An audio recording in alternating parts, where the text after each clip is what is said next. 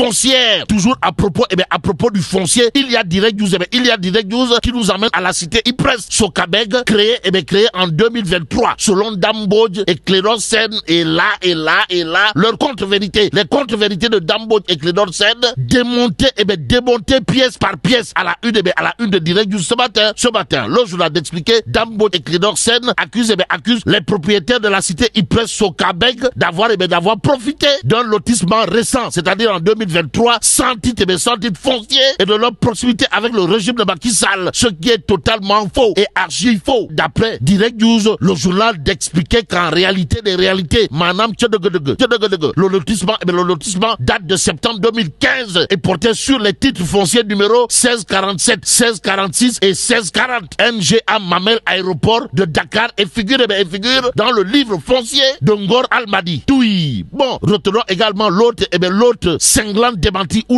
cinglant infligé à Dambodj et Clédor Sène dans Direct News, comprenez, ce lotissement a pour maître d'ouvrage l'Ypres, la Sokabeg comme promoteur et maître Moustapha Ndiaye notaire. Donc l'Ypres a vendu en toute légalité les parcelles depuis près de 10 ans et les contrats de vente ont été signés entre les acquéreurs, l'ancien DG de l'Ypres Diagne Simbeng et le PCA Racine Si. L'argent a été versé chez le notaire Moustapha Ndiaye, explique en tout cas Direct News ce matin.